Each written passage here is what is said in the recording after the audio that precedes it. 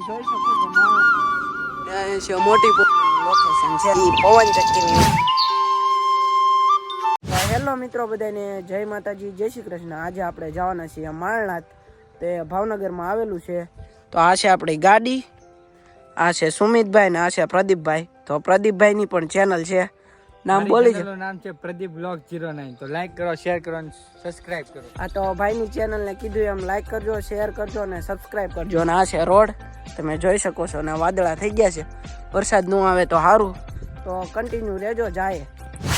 તો મિત્રો તમે જોઈ શકો છો આમે છે માળનાથ. પ્રદીપભાઈ ઝૂમ કરી લાગજો. અને આ છે માળનાથ ને આપણે આ રસ્તો છે, નાથી જવાનું છે. તો કન્ટિન્યુ રહેજો બ્લોગમાં. તો માળનાથ લઈ જાઓ, દર્શન કરાવું શંકર ભગવાનના. તો કન્ટિન્યુ રહેજો.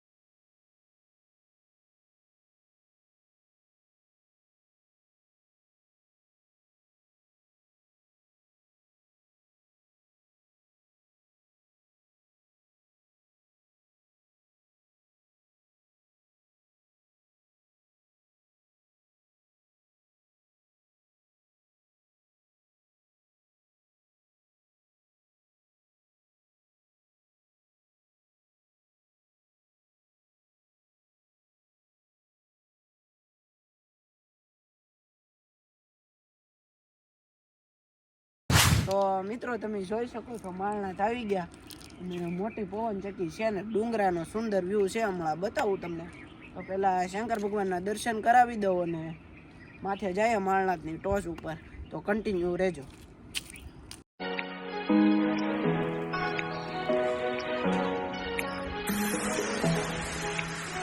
તો મિત્રો અહીંથી ઉપર જવાય છે, જોઈ શકો છો ને. અહીંયા છે કુંડ, અહીંથી બધા ઠેકડો મારે અને નીચે પડે. અહીંયા બધા બહુ નાતા હોય ને પ્રદીપભાઈ ને સુમિતભાઈ લોકેશન માણે છે.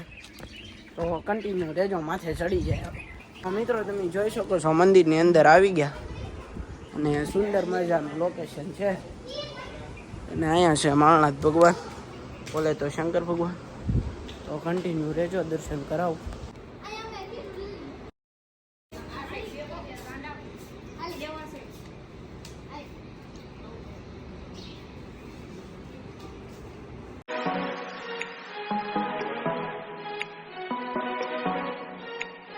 મિત્રો બહાર વહી આવ્યા ને તમે જોઈ શકો છો. ને હવે આ છે સુમિતભાઈ ને હવે ઉપર જાય.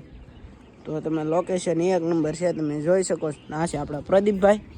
તો હવે જાય ઉપર. તો ત્યાં લગીને કન્ટિન્યુ રહેજો, હમણાં ડુંગરામાંથી ચડીને તમને લોકેશન બતાવું માળનાથનું. મિત્રો તમે જોઈ શકો છો આ છે મંદિર, હમણાં મેં દર્શન કરાવ્યા ને અહીંથી ઉપર જવાય છે. અને અહીંયા કવો છે, એમાં કાચબો હતો તો તમને બતાવું. અહીં જીરો ખૂણામાં કાચબો. તો મિત્રો તમે જોઈ શકો છો પાણાવાળો રસ્તો છે ને, અહીંથી ઉપર જવાય છે. તો સામે છે પંખા ને એવું સુંદર મજાનું લોકેશન આવશે. ઉપર જઈને શૂટ કરીએ. તો ચાલો કન્ટિન્યુ રહેજો. મિત્રો ફાઇનલી ઉપર ચડવા માંડ્યા છે ને તમે જોઈ શકો છો. અને અહીંયા કંઈક ઝાડવું છે વિચિત્ર થળિયાવાળું. તો કન્ટિન્યુ રહેજો, માથે ચડી જાય. ગીરની લીલી પરિક્રમ કરવા તો ન ગયા. અને અહીંયા વહી આવ્યા. તમે જોઈ શકો એની ઘોડે છે જંગલ ને એવું, અને મજા આવે એવું લોકેશન છે. તો કન્ટિન્યુ રહેજો. પહેલાં તો ચડી જાય, મોટો ઢાળ છે એકદમ. તો કન્ટિન્યુ રહેજો.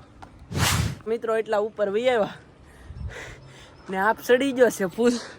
ને પ્રદીપભાઈને ને પણ સડી ગયો છે. ને લોકેશન તમે જોઈ શકો છો 1 નંબર. ફૂલ આપ સડી ગયો. આમાં તો હું ગીરની લીલી પરિક્રમા કરવા જાવી. ફૂલ આપ ચડી ગયો સુમિતભાઈને પ્રદીપભાઈને પણ. તો હવે આપણે આગળ થઈ જાય છે, એની બે પાછળ છે. તો કન્ટિન્યુ રહેજો. તમે જોઈ શકો છો 1 નંબરનું લોકેશન છે. અને વાદળા નીચે વહી આવ્યા અને તડકો નીકળી ગયો છે. પ્રદીપભાઈ ને સુમિતભાઈ બે બેઠી ગયા છે. પોરો ખાઈ લીધો ને હવે બધા ભાગ્યા છીએ. તમે જોઈ શકો છો ને અહીંયા છે પંખો મોટો જબરો. એક નંબર લોકેશન આવે છે ને માથે ચડીએ છીએ. તો કન્ટિન્યુ રહેજો, હમણાં તમને બતાવું ઓલું મંદિર કાં હતું શંકર ભગવાનનું. તમે જોઈ શકો છો મંદિર હાવ નીચે આવ્યું શંકર ભગવાનનું ને કોક જાય છે. અને હવે અમે ચડ્યા ઉપર. તો આ બે જાય છે અને હું પણ ચડું છું. પોરો ખાઈ લીધો મિત્રો, ફાઇનલી ઉપર વહી આવ્યા. તમે જોઈ શકો છો અને બધા મોજ માણીએ છીએ. સુંદર મજાની નાય છે, મોટો પંખો અવાજ આવતો હોય છે તમને. અને આ સાઈડ બે પવનચક્કીના પાંખડા પડેલા છે, તો તમને બતાવી દઉં. તમે જોઈ શકો છો આ છે પવનચક્કીના પાંખડા. અને સામે મિત્રો કોઈ છે ફોટોશૂટ કરે છે. અને અહીંયા નક્કીરા પાંખડા જ છે, બોલે તો પવનચક્કી જ છે. લાટ બધી ને જે થોડો થોડો આપ ચડેલો છે. અને આ બે બ્લોગ જ શૂટ કરે છે. તમે જોઈ શકો છો પંખો પડ્યો હતો, તમે જોઈ શકો છો. ને આ છે લાંબો પંખો, ના આ છે પંખો. એક મજાનું લોકેશન આવે છે. અને ઓલે પણ બીજો પંખો છે. પંખાની અંદર શું હોય તમને બતાવું. તો કન્ટિન્યુ રહેજો, પંખાની અંદર શું છે તો તમને બતાવું. આની અંદર આવું કંઈક છે તો પંખો, પણ અંદર તો ઓલ છે. તમે જોઈ શકો છો આ અંદરનું લોકેશન છે. અને સામે કંઈક બને છે, ઝૂમ કરીએ. શું બનતું હોય એ તો આપણને ખબર નહીં, કે રિસોર્ટ બિસોર્ટ બનતો હોય છે. તો ફાઇનલી તમે જોઈ શકો છો આપણે આ છીએ પવનચક્કીની ઉપર. તો આ છે પવનચક્કીનું પાંખડું ને આ છે મોટી પવનચક્કી, તમે જોઈ શકો છો. અને એકદમ મજાનું લોકેશન આવે છે, એક નંબર. મસ્ત વ્યૂ આવે છે અને પવન પણ ફૂલ હશે. તો આ છે પવનચક્કી, તમે જોઈ શકો. મારો પરસાયો બતાતો હોય છે. પ્રદીપભાઈને બે ભાઈ મોજ લે છે. તો કન્ટિન્યુ રહેજો.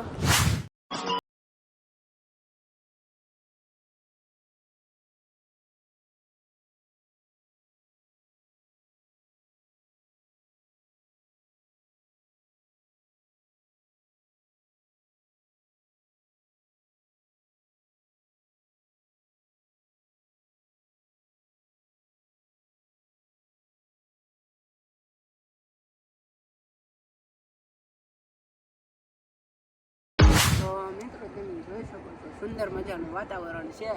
અને ઉપર વહી આવ્યા ને આપણે પહેરી લીધા પ્રદીપભાઈને ચશ્મા સિક્કા પાડવા માટે. તમે જોઈ શકો છો. અને કેવું સુંદર મજાનું લોકે છે. તમારે ભાવનગર આવો ને તો અવશ્ય એકવાર માળનાથ આવવું જ એવું હું કહું છું. કેમ કે અહીંયા ડુંગરાનું એક નંબર વાતાવરણ છે. તો બહુ મજા આવે છે. અને અત્યારમાં તો કોઈ માણસો નથી, બાકી અહીંયા મેળો જેવું ભરાય તેથી ફૂલ માણસો આવે છે. ને આ આવેલું છે, આનું લોકેશન આપી દઈ તમને. માળનાથ કહેવાય છે ને શંકર ભગવાન છે ડુંગરામાં. તો એ ખોખરાના ડુંગરા છે ને એવું જ એક નંબર વાતાવરણ આવે છે. તમે જોઈ શકો છો સુંદર મજાનું. અત્યારમાં વાદળ છે, વરસાદ આવે એવું હતું, એટલે કાંઈ બહુ ઓલું નથી ટેન્શન લેવા રહ્યું. તો કન્ટિન્યુ રહેજો, પછી બ્લોગ એન્ડ કરીએ. તો મિત્રો ફાઇનલી નીચે વહી આવ્યા ઉપરથી. તો બ્લોગ ગેમ હોય તો એક લાઈક કરો, શેર કરો, સબસ્ક્રાઈબ કરો અને બીજા લોકો સુધી વિડીયો શેર કરો. મળીશું બીજા બ્લોગમાં.